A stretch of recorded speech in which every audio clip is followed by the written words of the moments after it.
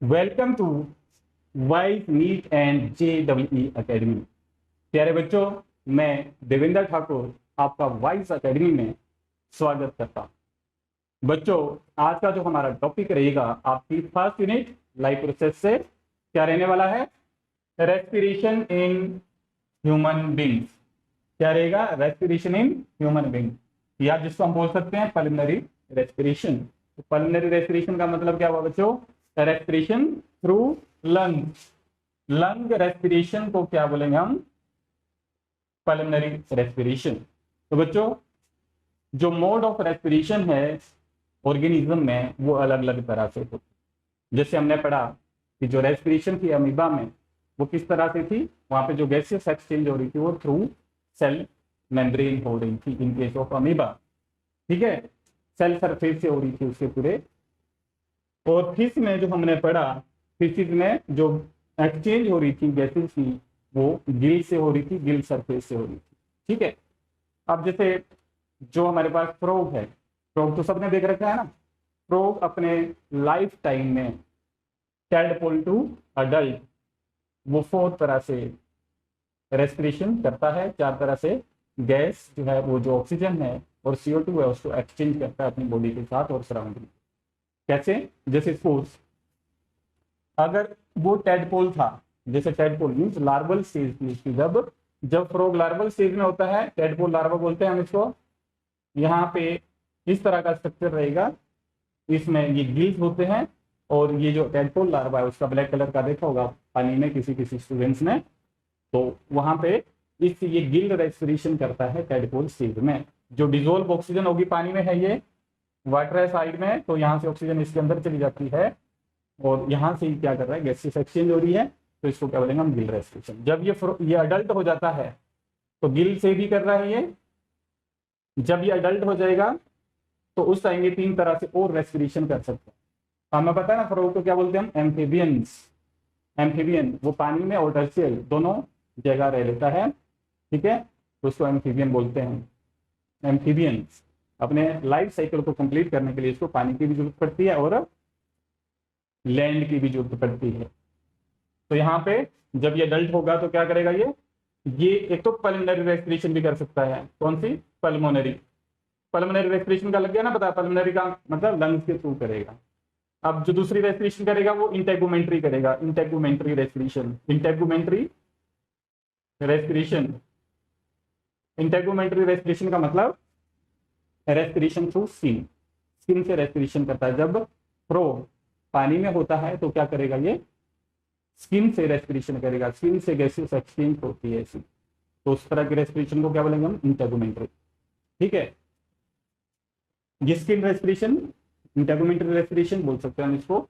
और एक रेस्पिरेशन और करता है जिसको बोलते हैं हम बक्कोफेरेंजियल रेस्पिरेशन। बक्कोफेरेंजियल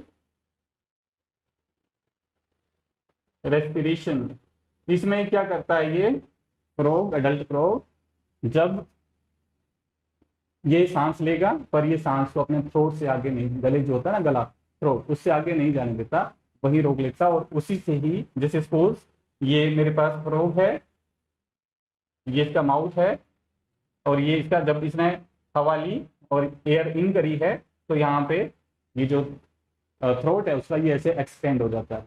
ठीक है, बैलून की तरह एक्सपेंड होगा बाहर की तरफ और ये यहीं से ही ऑक्सीजन जो आएगी वो डिफ्यूज हो जाती है इसमें। ठीक है, और ऑक्सीजन और CO2 जो है वो इसमें बाहर निकल जाएगी इसी में ही, और यहीं से ये फिर आवाज भी निकलती है, इससे टर की आवाज इससे ही करता है जब वो बक्कोफेरेंजियल रेस्पिरेशन कर रहा होता है। क्लियर है? तो फ्रॉग, यहाँ मेरा बोलने का मतलब कि जो रेस्पिरेशन का जो वे है वो कई तरह का हो सकता है, ऑर्गेनिज्म टू ऑर्गेनिज्म ये वेरी ही कर सकता है। समझा की बात? तो अलग अलग तरह का होता है। इंसेक्ट में अलग तरह से डेवलप है। इंसेक्ट का पता नहीं क्या होते हैं? But are insects? Insect are those organism which possess 3 pair of legs, उनको इंसेक्ट बोलते। क्लियर है? तो बच्चों, आज का जो हमारा टॉपिक है वो क्या है? रेस्पिरेशन इन ह्यूमन बीइंग, जिसको वो कैसे करेगा respiration? With the help of lungs. और उस रेस्पिरेशन को क्या बोल रहे हैं? Pulmonary respiration. तो बच्चों, इस टॉपिक में हमने क्या क्या कवर कर रखा है? आज हम अपने कौन कौन से कंसेप्ट क्लियर करने वाले हैं? एक तो रेस्पिरेटरी सिस्टम क्या होता है, रेस्पिरेटरी सिस्टम क्या होता है, सेकंड टॉपिक होगा हमारे पास difference between respiration and breathing. फिर हम करेंगे रेस्पिरेटरी ट्रैक। रेस्पिरेटरी ट्रैक में हम क्या करेंगे, part of respiratory tract and their function, part of respiratory tract and their function. And then हम करेंगे exchange of gases between alveoli and blood capillary. And last topic होगा हमारा exchange of gases between blood capillaries and tissue. Clear है? तो ये topic हम करेंगे। बच्चों आगे बढ़ने से पहले आपने क्या करना है, आपने वाइस नीट एंड जेईई की ऐप को डाउनलोड करना है और by using coupon code Thakur के साथ अपने आप को एनरोल करना है, अपने आप को रजिस्टर करना। ठीक है, बढ़ते हैं आगे। तो बच्चों जो हमारा टॉपिक है वो क्या रहेगा, रेस्पिरेटरी सिस्टम। जो पहला टॉपिक था रेस्पिरेटरी सिस्टम क्या होता है। तो रेस्पिरेटरी सिस्टम क्या होता है बच्चों, human respiratory system is a network of organ. ये ऑर्गन का नेटवर्क है और टिश्यू का नेटवर्क है that help us to breathe, जो हमें सांस ब्रीदिंग करने में हेल्प करते हैं। समझा रही बात? What is respiratory system? ये नेटवर्क है ऑर्गन का और टिश्यू का जो हमें ब्रीदिंग में हेल्प करते हैं। क्लियर है? The primary function of this system is to introduce oxygen in the body and exhale carbon dioxide out from the body. तो इसका मेन प्राइमरी फंक्शन यही है। तो सिंपल सी बात है कि जो रेस्पिरेटरी सिस्टम है हमारे पास, वो ग्रुप होगा टिश्यू और ऑर्गन्स का जो क्या काम करते हैं, जो हमारे ब्रीदिंग में हेल्प करते हैं। और इनका जो प्राइमरी फंक्शन है वो ऑक्सीजन को अंदर लेके जाना और CO2 को बाहर निकालना रहेगा। क्लियर है? तो रेस्पिरेटरी सिस्टम का मेन फंक्शन यही है। और रेस्पिरेटरी सिस्टम क्या होता है ये आगे हमने सीखा। तो बच्चों ब्रीदिंग क्या होती है, जैसे वहां पे हमने पढ़ा कि वो ब्रीदिंग में हेल्प करता है रेस्पिरेटरी सिस्टम हमारा। तो ब्रीदिंग क्या होती है? It is just the act of inhaling fresh air and exhaling foul air outside the body. ठीक है, ये क्या है? It is the process of inhalation of oxygen and exhalation of carbon dioxide from the body. Clear है? तो ये हमारे पास breathing होती है। और रेस्पिरेशन तो हमें पता ही है कि रेस्पिरेशन क्या होता है। रेस्पिरेशन वो प्रोसेस होता है जिसमें जो खाना है वो उसकी ब्रेकडाउन होती है, जो स्टोर्ड फूड होता है उसकी ब्रेकडाउन होती है और वहां से कार्बन डाइऑक्साइड, वाटर और एनर्जी मिलती है। और एनर्जी का हम अपने बायोलॉजिकल फंक्शंस को परफॉर्म करने के लिए एनर्जी का यूज करते हैं। क्लियर है? तो बच्चों हम कंपेयर करते हैं कि ब्रीदिंग और रेस्पिरेशन दोनों अलग अलग। ब्रीदिंग जो है वो अलग चीज है, रेस्पिरेशन अलग चीज। तो ब्रीदिंग का जो फर्स्ट डिफरेंस होता है बिटवीन रेस्पिरेशन एंड ब्रीदिंग, आप क्या बता सकते हो कि ब्रीदिंग, उनकी डेफिनेशन लिख लो दोनों सही। ब्रीदिंग क्या होती है? Breathing just the inhalation of oxygen and exhalation of carbon dioxide, या inhalation of fresh air inside the lungs and exhalation of foul air outside the lungs. ठीक है, तो ऐसे भी आप लिख सकते हो। ब्रीदिंग क्या होता है? Inhalation of fresh air inside the lungs and exhalation of foul air that is CO2 carbon dioxide out from lungs is called breathing. Clear है?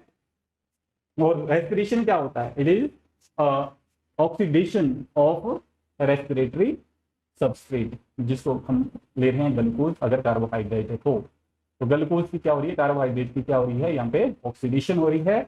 C6H12O6 + O2 that gives you CO2 H2O and energy. Clear है? तो ये जो है बच्चों, जो breathing होता है वो ब्रीदिंग क्या है? Physical process. और रेस्पिरेशन एक बायोकेमिकल प्रोसेस है जिसमें बहुत सारे एंजाइम भी इन्वॉल्व होते हैं। ठीक है, पता ना, एंजाइम इसमें इन्वॉल्व होते हैं। और यहाँ पे जो ब्रीदिंग है, जो नेक्स्ट डिफरेंस है, ब्रीदिंग में एनर्जी का यूज होता है, मींस एनर्जी कंज्यूम होती है। और रेस्पिरेशन में एनर्जी बनती है। अगर एरोबिक रेस्पिरेशन है, जैसे हमने प्रीवियस लेक्चर में पढ़ा था, एरोबिक रेस्पिरेशन है तो टोटल 38 ATP मॉलिक्यूल एनर्जी के बनेंगे। अगर एनारोबिक रेस्पिरेशन है तो 2 ATP मॉलिक्यूल बनते हैं। क्लियर है? जैसे हमने वहां पढ़ा प्रीवियस लेक्चर में, ईस्ट में जो एनारोबिक रेस्पिरेशन शो करता है उसमें क्या बनता है, 2 एटीपी मॉलिक्यूल बनते हैं along with the evolution of CO2 and formation of ethyl alcohol C2H5OH। ये चीजें वहां पे बनती हैं। अगर हमारी बॉडी में जैसे हम इंटेंस एक्सरसाइज करते हैं तो उस टाइम ग्लूकोज या जो ये जो कार्बोहाइड्रेट है हमारे पास वो किस में कन्वर्ट हो रहा है, वो होता है कन्वर्ट किसमें भाई, किसमें कन्वर्ट होता है, कौन सा एसिड है वो सोचो। ग्लूकोज किस में कन्वर्ट हो रहा था, मसल्स में, और उस एसिड की वजह से क्या होते हैं, क्रैम्प्स भी बन जाते। तो आपने सोचना है, मैं अभी उसका फार्मूला लिख देता हूँ, CH3CHOH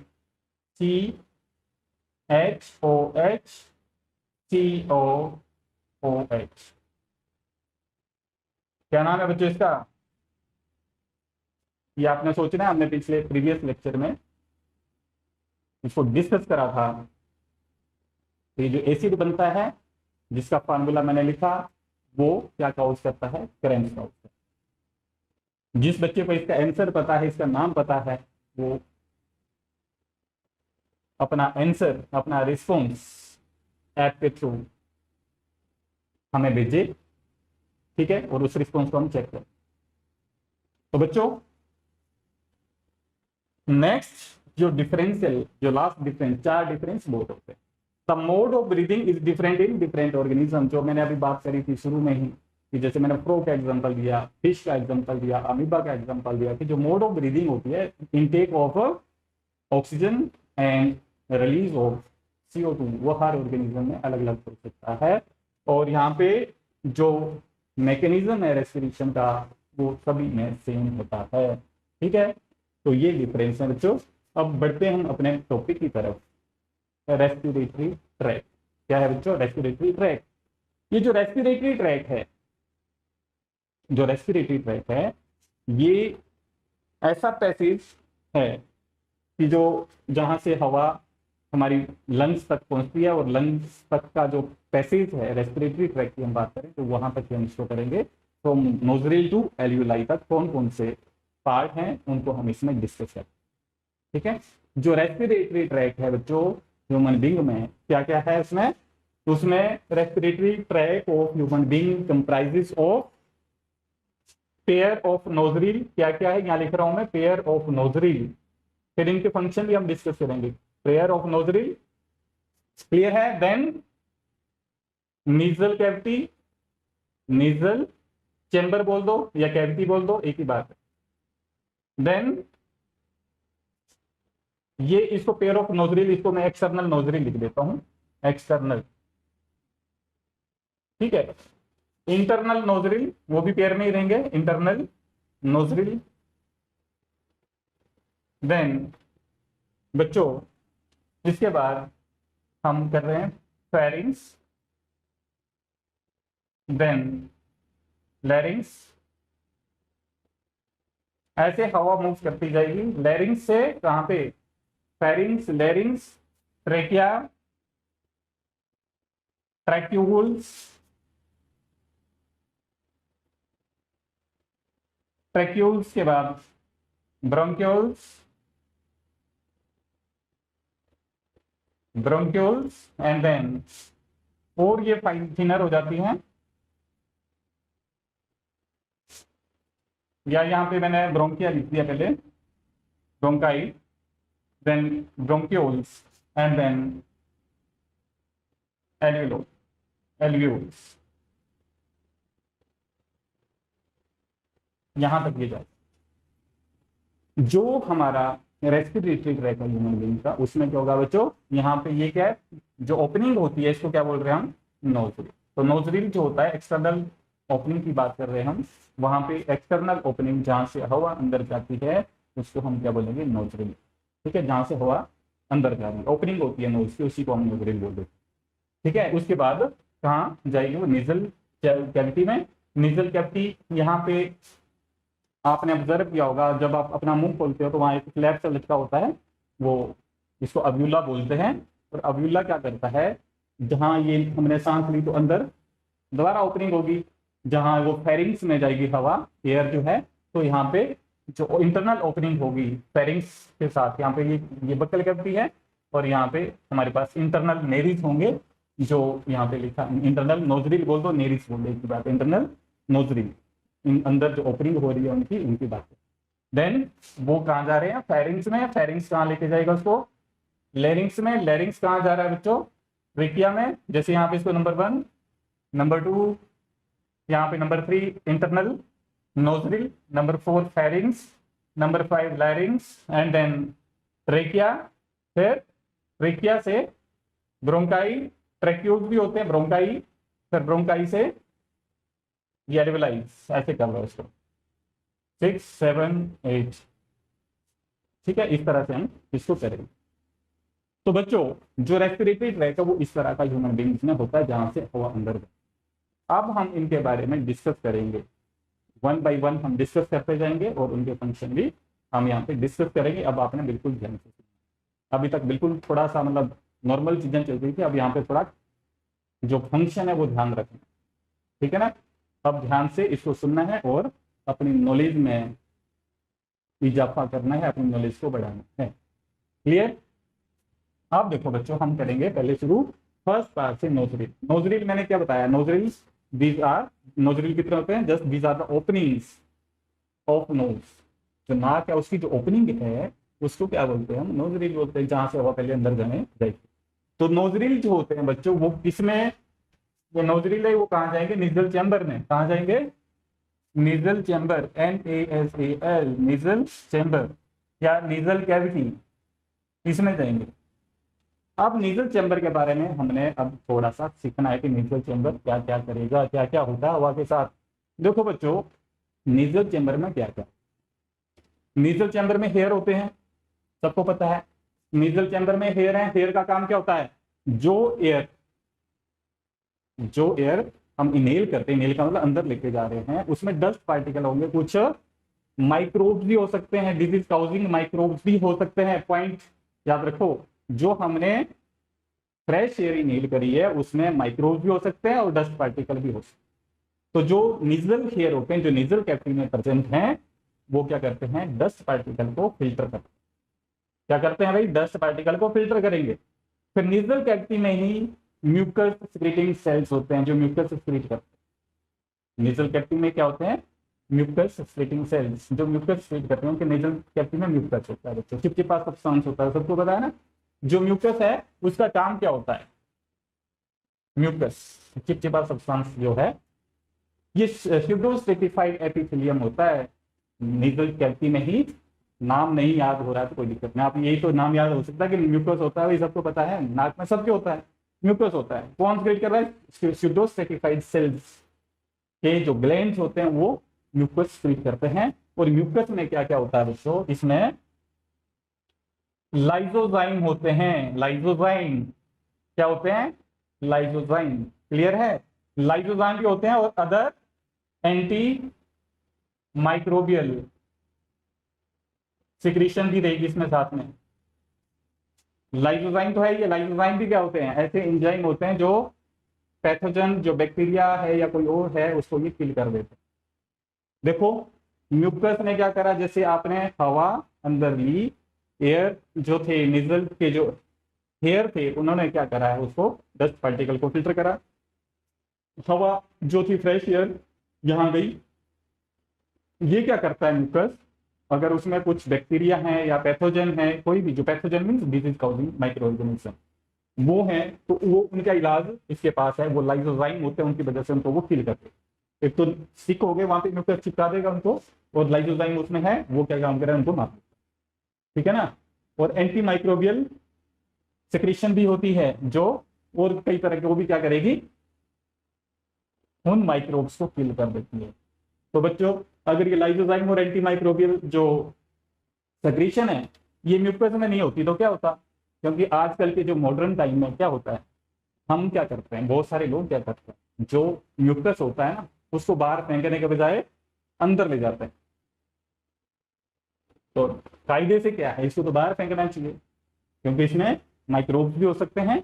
अगर ये ना हो, चलो ये इन्होंने कुछ वो तो किल कर दिया, ठीक है, किल कर दिया है, अगर ये नहीं होते तो सारे लोग बीमार होते जाते, हर तीसरे दिन, हर हफ्ते, हर महीने बीमारी होते। क्योंकि ये माइक्रोब्स जब अंदर जाएंगे तो बीमारी फैलाएंगे, समझा रही है। तो यहाँ पे म्यूकस का रोल नेजल चैम्बर में ये है। तो बच्चों एक चीज और, जो नेजल कैविटी में क्या होता है, जो अपर सरफेस है नेजल कैविटी की, उसमें ओल्फैक्टरी एपिथेलियम होता है। क्या होता है? Olfactory epithelium. Upper side olfactory epithelium है, वो क्या करता है? स्मेल, ओडर, अरोमा को टेस्ट कर, मतलब उसकी स्मेल आती है, अरोमा या फ्लेवर, या वी कैन से वो ओल्फैक्टरी ऑर्गन है तो वो सेंसरी टू स्मेल या सेंसरी टू ओडर रहेगा। समझा गई बात?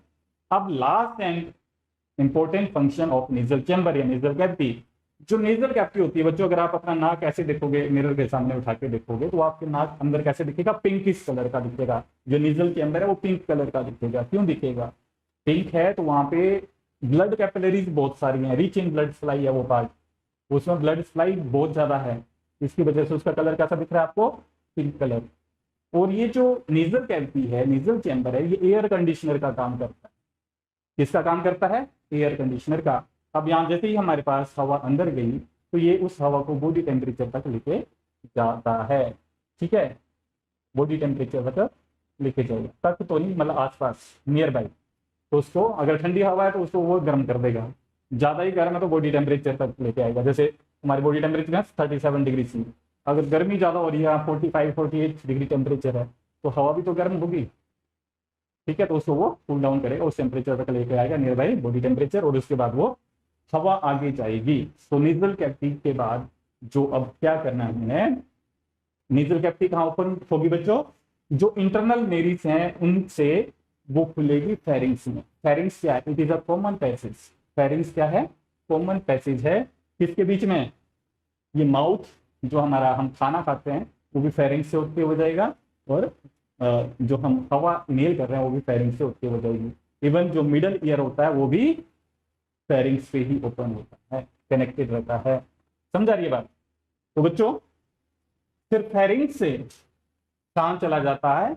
जो रेस्पिरेटरी ट्रैक है, फेरिंग्स ग्लोटिस के थ्रू, ग्लोटिस किसके थ्रू? ग्लोटिस के थ्रू किस में ओपन हो जाता है? ये लैरिंग्स में। किसके थ्रू? लैरिंग्स। लैरिंग्स को हम क्या बोलते हैं बच्चों? साउंड बॉक्स बोल देते हैं। क्या बोलते हैं इसको? Sound box. अब इस ग्लोटिस में एक फ्लैप और होता है जिसको क्या बोलते हैं हम?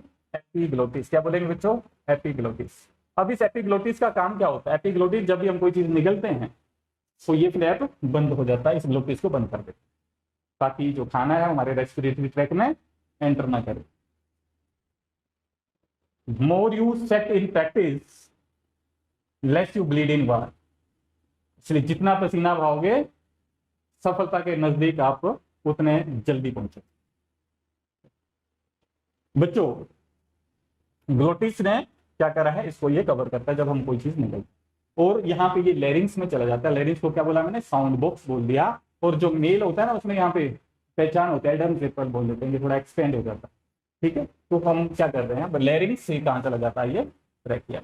लेरिंग्स के साथ क्या जुड़ा रहता है बेस में? ट्रैकिया। ये जो ट्रैकिया है बच्चों, ट्रैकिया जो होता है ये ट्यूब होती है। एक कैसी ट्यूब है भाई ये trachea? It is a long tube. ये हमारे पास ट्रैकिया, ये कितना रहेगा बच्चे? 10 to 12 सेंटीमीटर रहता है लॉन्ग। कितना है? 10 to 12 सेंटीमीटर लॉन्ग होता है, और 2 to 3 सेंटीमीटर इन डाया। और इसका डाया कितना रहता है? डायमीटर कितना रहेगा? 2.2 to 3 सेंटीमीटर डायमीटर रहेगा इसका। ठीक है, अब इसका क्या होता है? जो ट्रैकिया है हमारे पास, इसमें कार्टिलेजिनस रिंग होती है। ये जो ट्रैकिया बना हुआ किससे भाई? Cartilaginous ring. Cartilaginous ring means cartilage के रिंग होते हैं इसमें। पर क्या ध्यान रखना है, ये सी शेप रिंग होते हैं, ये कंप्लीट रिंग नहीं होते। जैसे एक रिंग ऐसे, एक रिंग ऐसे, ठीक है, ऐसे रिंग सी शेप होते, तो ये रिंग कंप्लीट नहीं होते। पर इन रिंग्स का फायदा बहुत है। इन रिंग्स का फायदा क्या है? ये जो हमारा रेस्पिरेटरी ट्रैक है या रेस्पिरेटरी जो पाथवे है, इसको क्या करता है? ये ओपन रखता है, कोलैप्स नहीं करने देता। आपने ऑब्जर्व किया होगा कभी ना कभी, हर आदमी ने ऑब्जर्व किया होगा, कई बार हम पानी पीते हैं ना, तो यहाँ जो हमारे पास ओइसोफेगस है वो चिपक जाता है और हमें दर्द होने शुरू होती है। अगर यहाँ इसमें ये रिंग ना हो तो ये भी चिपक जाएगी, तो आदमी की डेथ बहुत जल्दी हो जाएगी। समझा की बात? तो यहाँ पे ये जो रिंग है ये कहाँ तक रहेंगे बच्चों, ब्रोंकाई तक। जो ब्रोंक्यूल्स होते हैं, ब्रोंकाई जो होते हैं यहाँ तक, ये जो ब्रोंकाई है ना, ये जो बड़ा पैसेज है वहां तक ये आपके क्या रहेंगे, रिंग्स होते हैं। और उसको ओपन रखिए। जो ब्रोंक्यूल्स होते हैं, bronchi, they divided into bronchioles, और एल्वियोलाई में ये नहीं रहते। समझ आ रही बात, ये रिंग नहीं होते। पर फिर जब हम एयर को एक्सेल करते हैं तो ये कोलैप्स क्यों नहीं हो जाता, कौन, जो ब्रोंक्यूल्स या एल्वियोलाई हैं, ये कोलैप्स क्यों नहीं हो जाते, क्योंकि ये भी एक तरह का एक ऑयली सिक्रीशन छोड़ता है, सरफेक्टेंट रिलीज करता है, जिसकी वजह से ये कोलैप्स नहीं होते। पर हमारी फूड पाइप कोलैप्स हो जाती है कई बार, ठीक है। तो इनका रिंग्स का भी फायदा है, पर वो कहाँ तक होते हैं, ब्रोंकाई तक होते हैं। तो जो ब्रोंक्यूल्स या एल्वियोलाई है वहां पे वो अपना सरफेक्टेंट रिलीज करते हैं या सब्सटेंस क्रिएट करते हैं, जिसकी वजह से वो कोलैप्स नहीं होते। समझा नहीं बात। तो बच्चों अब हम बढ़ते हैं ट्रेकिया से आगे। जो ट्रेकिया होता है वो ट्रेक्यूल्स में या ब्रोंकाई में डिवाइड हो जाते हैं, या ट्रेक्यूल्स में, यहाँ ब्रोंकाई है तो ब्रोंकाई की बात है।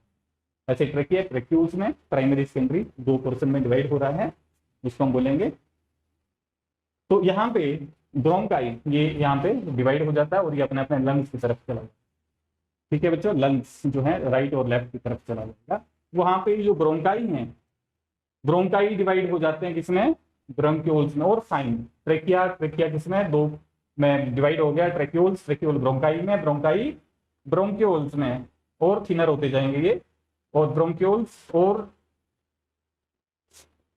डिवाइड कर जाएंगे फर्दर आगे किसमें, एल्वियोलाई में। एल्वियोलाई कैसे रहेंगे, ये फिर बैलून लाइक स्ट्रक्चर होएगा ये, और वहां से ही गैसियस एक्सचेंज होती है। जो एल्वियोलाई है, एल्वियोलाई की surface rich in blood supply, इसमें कैपिलरी नेटवर्क रहेगा बहुत ज्यादा, और ये ब्लड सप्लाई यहाँ पे ज्यादा रहती है, और इसी एल्वियोलाई से गैसियस एक्सचेंज होती है, यानी कि ऑक्सीजन अंदर जाएगी ब्लड में और CO2 बाहर निकलेगी, वो भी हम पढ़ेंगे। तो आपको रेस्पिरेटरी ट्रैक का पता लग गया, जजमेंट होगी कि ये होता क्या है। मैं थोड़ा सा लंग्स के बारे में भी बता देता हूँ बच्चों। हमें पता है ना, ह्यूमन बीइंग में पेयर ऑफ लंग्स होते हैं, दो पेयर हैं, एक राइट लंग एक लेफ्ट लंग। ये राइट लंग है, ये लेफ्ट लंग है। राइट लंग जो है बड़ा होता है, उसमें 3 लोब्स होते हैं, लेफ्ट लंग छोटा होता है और उसमें 2 लोब्स होते हैं। और इसकी जो मेम्ब्रेन है, प्लूरल कैविटी बोलते हैं इसको हम, जैसे इसको कवर कर रखा है ना लंग्स को, तो इसको क्या बोलते हैं हम, प्लूरल कैविटी या pleural membrane, sorry pleural membrane बोल देंगे बच्चों इसको। जिसको ये डबल लेयर होती है, प्लूरल मेम्ब्रेन डबल लेयर होती है, इसमें एक फ्लूइड रहता है, और फ्लूइड क्या करता है, इसको फ्रिक्शनलेस मूवमेंट प्रोवाइड करता है। और ये जब एक्सपेंड होता है तो उसको, इसकी इंजरी से ये क्या करता है, फ्रिक्शनलेस मूवमेंट प्रोवाइड कर रहा है, और ये एक्सपेंड होगा तो उसकी इंजरी से इसको बचाता है। और एक चीज यहाँ पे ये लेफ्ट लंग जो होता है बच्चों, यहाँ पे ये थोड़ा सा अंदर की तरफ जो है उसमें डिप्रेस्ड होता है ये, और यहाँ पे हार्ट की पोजीशन होती है, जिसकी वजह से यहाँ पे डिप्रेशन हमें दिखती है लेफ्ट लंग्स की तरफ। तो बच्चों this is all about respiratory tract. अब हम पढ़ेंगे कि जो गैसियस एक्सचेंज है वो कैसे होती है। जो गैसियस एक्सचेंज है वो इस तरह से होती है। गैसियस एक्सचेंज कैसे होगी, मैंने क्या बोला, जैसे एल्वियोलाई सरफेस से ही गैसियस एक्सचेंज होती है। जो गैसियस एक्सचेंज है, पहले हम पढ़ेंगे exchange of gases between alveoli and blood capillary. Suppose बच्चों ये क्या है, एल्वियोलाई, ये क्या है हमारे पास, एल्वियोलाई सरफेस, ठीक है। मैंने क्या बोला कि एल्वियोलाई, जैसे ही हमने क्या करा, यहाँ समझ लो, हमने इनहेल करी है ऑक्सीजन, इनहेलेशन करेंगे मीन्स फ्रेश एयर अंदर जाएगी, उसमें ऑक्सीजन तो रहेगी और गैसेस भी रहेंगी। बच्चों यहाँ पे ध्यान रखना एक चीज, पॉइंट मैं बता देता हूँ। यहाँ डिफ्यूजन होता है पर किसकी, प्रेशर डिफरेंस की वजह से, कंसंट्रेशन की वजह से नहीं कि हायर कंसंट्रेशन से लोअर कंसंट्रेशन की तरफ मूव करती है, और डिफ्यूजन ही है। यहाँ भी डिफ्यूजन हो रहा है पर किसमें, कंडीशन क्या है, यहाँ पे कंसंट्रेशन नहीं है, प्रेशर। जो पार्शियल प्रेशर होता है ऑक्सीजन का, जैसे हमने क्या करा, ऑक्सीजन अंदर ली, हमने लंग्स की तरफ ऑक्सीजन चलेगी, वहां पे जो पार्शियल प्रेशर होगा ऑक्सीजन का, वो याद करने की जरूरत नहीं है अभी छोटी क्लास में कि कितना है। यहाँ पे याद रखना है कि जो पार्शियल पीरियड दिया है, पार्शियल प्रेशर ऑफ ऑक्सीजन, यहाँ पे एल्वियोलाई में जब हम इनहेल करते हैं तो वो ज्यादा होता है, और यहाँ पे जो पार्शियल प्रेशर होता है ऑक्सीजन का वो कम होता है, जैसे इस कैपिलरी में कम। तो ये पार्शियल प्रेशर यहाँ से इसका ज्यादा है, तो ये ऑक्सीजन अंदर चली जाएगी कैपिलरीज में। समझ रही है, कैपिलरी से वो कहाँ चली जाती है, वो जाएगी हमारे हार्ट की तरफ, पल्मोनरी वेन से होते हुए हमारे लेफ्ट चैम्बर हार्ट की तरफ जाएगी, left part of heart, left auricle, फिर then ventricle and then aorta and then to whole body.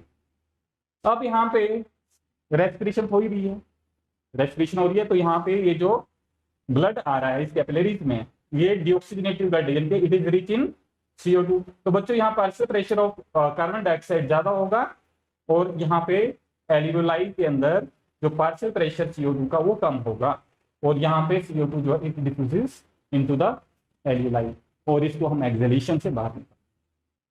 तो इस तरह से गैसेस एक्सचेंज होती है, पता है ना। और ये जो गैसेस एक्सचेंज, यहाँ तो डिफ्यूजन हो रहा है, यहाँ पे तो डिफ्यूजन हो रहा है, डिफ्यूजन यहाँ पे हो रहा है। ध्यान रखना, यहाँ पे डिफ्यूजन कैसे हो रहा है, प्रेशर डिफरेंस की वजह से। प्रेशर डिफरेंस बिल्कुल सिंपल है। अरे बच्चों, प्रेशर डिफरेंस आपने छोटी क्लास में इस तरह से देखो, आप इसको डेमोन्स्ट्रेट करो। इस एक्टिविटी को आपने क्या करा, एक शू बॉक्स ले लिया, जूतों का बॉक्स ले लो, उसमें यहाँ पे 2 छेद कर दो और यहाँ पे पार्टीशन कर दो। इस साइड आप एक कैंडल जलाओ, कैंडल, और इस साइड आपने अगरबत्ती जलानी है। अगरबत्ती जला दी, जहाँ कैंडल है ये अगरबत्ती है, तो अगरबत्ती का धुआं इनिशियल स्टेज पे ऐसे चलेगा ना ऊपर की तरफ, और यहाँ पे क्या हो रही है, यहाँ के एयर जो है, यहाँ पे ये एयर हीट होगी। एयर हीट होगी तो क्या होगा, हवा ऊपर की तरफ लिफ्ट हो जाएगी, और यहाँ पे लो प्रेशर बनेगा। क्या होगा, प्रेशर लो हो जाएगा, लो प्रेशर एरिया बन जाएगा इस साइड। तो जब यहाँ पे लो प्रेशर, यहाँ पे प्रेशर हाई है, हाई प्रेशर होगा ना यहाँ पे, हाई प्रेशर, तो आप अपने आप ऑब्जर्व करोगे यहाँ पे क्या हुआ, प्रेशर डिफरेंस आ गया। इस साइड क्या है, प्रेशर ज्यादा है, यहाँ पे कम है, तो ये जो इसका जो धुआं था वो इस साइड मूव करेगा ऐसे। तो सेम यहाँ भी मैं वही बता रहा हूँ कि जब हमने हवा को इनहेल करा तो पार्शियल प्रेशर ऑक्सीजन का एल्यूलाई में ज्यादा होगा और ब्लड कैपिलरी में कम है। तो ये प्रेशर ज्यादा है तो यहाँ से ये मूव कर जाएगी कैपिलरी में ऑक्सीजन, सेम जैसे ये। और यहाँ ये जो इस साइड जो है, जो ब्लू कलर का आपको दिख रहा है, यहाँ पे ये जो ब्लड है it is rich in carbon dioxide, ठीक है। तो यहाँ पे पार्शियल प्रेशर कार्बन डाइऑक्साइड का ज्यादा है, और जो लंग्स जो एल्वेलाई है उसमें कम है, तो ये दोबारा उस साइड चला जाएगा, मूव करते हैं। तो अब ये समझ आ गया होगा। अब बढ़ते हम अपने नेक्स्ट टॉपिक पे। तो बच्चों, exchange of gases between blood capillaries and tissue, वहां हमने पीछे क्या करा, exchange of gas between alveoli and capillaries. अब यहाँ पे, यहाँ तक हमने पढ़ लिया, एल्यूलाई और कैपिलरीज तक पढ़ लिया। अब हम क्या कर रहे हैं, यहाँ पे ये जो ऑक्सीजन, मैंने क्या बोला था, जो ऑक्सीजन है वो कहाँ जाएगी, लेफ्ट हार्ट में, left part of heart means 4 chamber होते हैं ना, यहाँ पे लेफ्ट ओरिकल है, लेफ्ट वेंट्रिकल है, और यहाँ पे राइट ओरिकल, राइट वेंट्रिकल। तो जो ऑक्सीजनेटेड ब्लड है rich which is rich in oxygen, ये ओरिकल में, वेंट्रिकल में, देन बॉडी में चला जाता है। अब यहाँ से एक्सचेंज ऑफ गैसेज बिटवीन, ये कैपिलरीज हैं बच्चों, ये क्या है, ये कैपिलरीज हैं, कैपिलरीज, ब्लड कैपिलरीज, इनमें ब्लड है, ऑक्सीजनेटेड, ऑक्सीजन रिच ब्लड है। ये यहाँ पे मैं लिख रहा हूँ टिश्यू फ्लूइड, क्या लिख रहा हूँ बच्चों, टिश्यू फ्लूइड। ये टिश्यू फ्लूइड आपने मेंशन करना है, टिश्यू फ्लूइड लिखना जरूरी है यहाँ पे। ये कैपिलरी और टिश्यू के बीच में क्या है, टिश्यू फ्लूइड।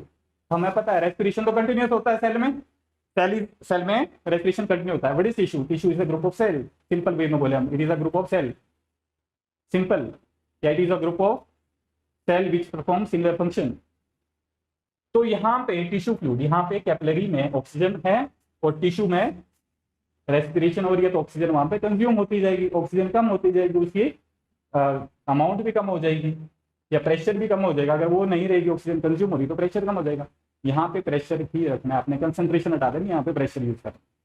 तो यहाँ पे जो प्रेशर है, पार्शियल प्रेशर कैपिलरीज में वो ज्यादा होगा बच्चों, और यहाँ पे ऑक्सीजन जो होगी कैपिलरी से थ्रू टिश्यू फ्लूइड टिश्यू में चली जाएगी। और वहां पे क्या हो रहा है, टिश्यू में रेस्पिरेशन हो रहा है। रेस्पिरेशन का एंड प्रोडक्ट क्या है, CO2 और वाटर और एनर्जी, ये एंड प्रोडक्ट है, यही है ना एंड प्रोडक्ट, ये एंड प्रोडक्ट है उसका रेस्पिरेशन का। तो टिश्यू में क्या बन रही है, कार्बन डाइऑक्साइड, तो इसलिए उसका प्रेशर ज्यादा होगा यहाँ पे टिश्यू में, और ये वाया टिश्यू फ्लूइड कहाँ चली जाएगी, ये भी कैपिलरीज में चली जाएगी, और ये जो मेजर वेन है उनमें ये जाती जाएगी, और ये दोबारा इस तरह से साइकिल कंप्लीट हो जाएगा। तो एक्सचेंज इस तरह से होती है, एक्सचेंज जो है gases between blood capillaries and tissue. तो बच्चों, ये आज का हमारा टॉपिक था, और मुझे उम्मीद है, मुझे विश्वास है कि ये कंसेप्ट आपको क्लियर हो चुका होगा। फिर भी कोई डाउट है तो you can ask your doubts. और मैं तुम्हें बताना चाहता हूं कि हमारा every Saturday live doubt solving session होता है एट 5 PM हर सैटरडे को। आप अपने डाउट उस सेशन में भी क्लियर कर सकते हैं और बीच में हमारे साथ ऐप पे या फोन पे भी अपने डाउट क्लियर कर सकते हैं। Thank you, thanks for watching. मिलते हैं नेक्स्ट लेक्चर में जो होगा सर्कुलेटरी सिस्टम के ऊपर, मींस ट्रांसपोर्ट सिस्टम के ऊपर। तब तक के लिए bye. Thank you again and thanks for watching.